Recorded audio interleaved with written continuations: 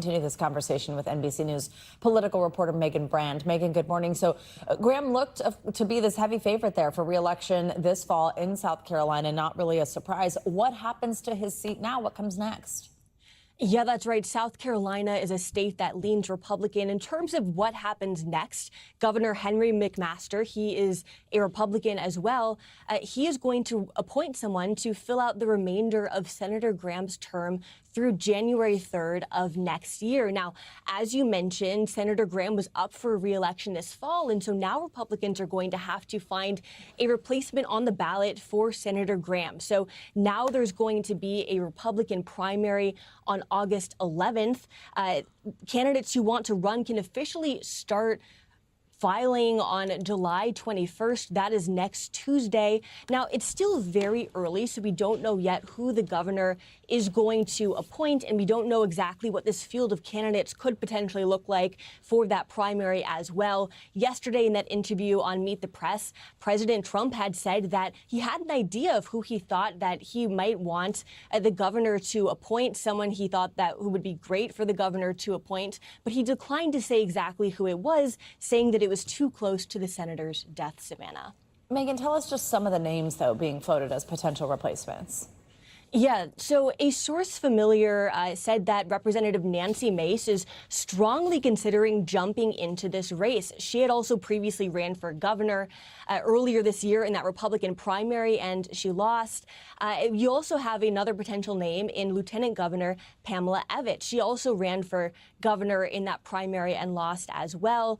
A source close to Evette said that she has been receiving dozens of texts and phone calls encouraging her to jump into the race. Someone who has said that they are not going to run is Congressman Joe Wilson. He said that he intends to continue to run for his House reelection instead of jumping into the Senate race. Now, you also have another businessman, Mark Lynch. He's the person who had challenged Senator Graham in that primary race earlier this year and lost.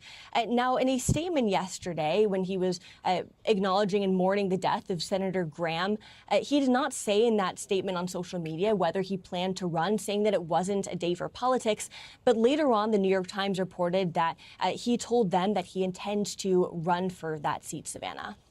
Megan, we're also following the health of another senior Republican, that's Senator Mitch McConnell. He was hospitalized mid-June, but his office didn't give a reason at the time.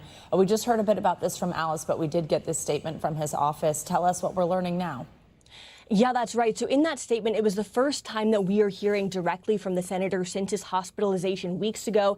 In that statement, he also included a picture of him with his wife, Elaine Chao.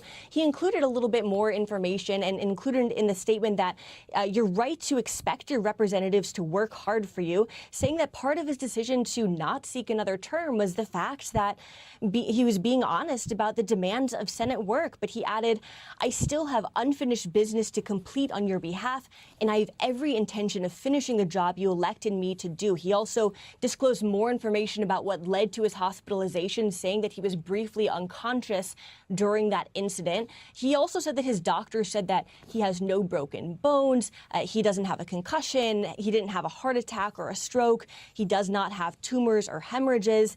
He also said that when he was in the hospital, he dealt with a mild case of pneumonia. He said that he has now been able to be moved to a rehab center and that his doctors have advised him to hold off on returning to the Senate floor, but he said in that statement that he's continuing to work with his team to address the issues faced by his constituents.